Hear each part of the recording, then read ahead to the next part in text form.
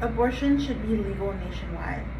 Earlier this month, many women, hundreds of thousands of women, lost their constitutional right to have an abortion. Abortion should be legal nationwide. Earlier in our U.S. history, Roe v. Wade was a Supreme Court case ruling that made it an option for women to have an abortion and actually made it a constitutional right for women to have an abortion at a certain point of their pregnancy or towards a certain point of their pregnancy. And then alternative.org describes Roe v. Wade as a landmark decision that ruled abortion a constitutional right. In this case, the Supreme Court ruled that it is a woman's choice to have an abortion, and that it should go towards a certain point of fetal viability, which is about 24 to 48 weeks, which means that at a certain point or past a certain point where a child can really live, or a fetus can live outside a woman's body and has everything it needs with doctor support, then that is no longer constitutional. But before that point, it is a woman's choice to do what they want with their body.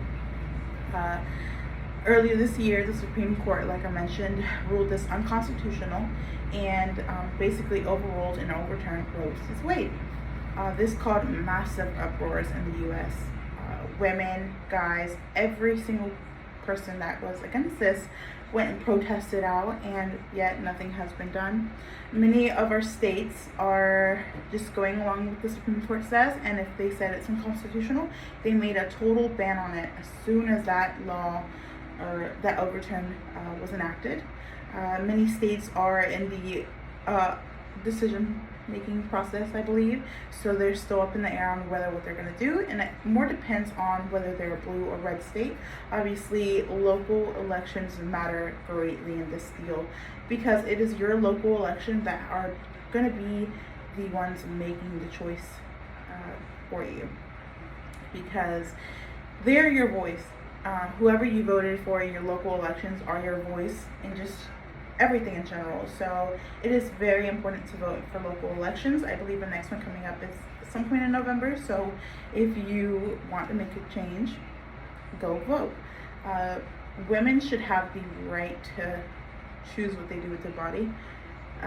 There are many circumstances where, of course, there's a point where if abortion is used as a form of birth control, of course, then that's an issue.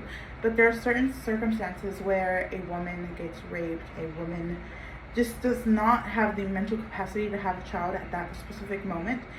They should be in their right to have an abortion, because it's worse to bring a child into this world that's going to suffer even more than just have an abortion before they're fully developed.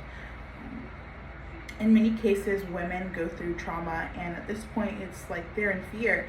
Women would are willing to drive to different states if their state has completely overturned this rule.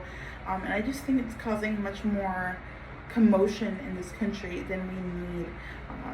People are even talking about a rainbow scare, which means that now they believe that the Supreme Court will go after gay rights, LGBT rights, transgender rights.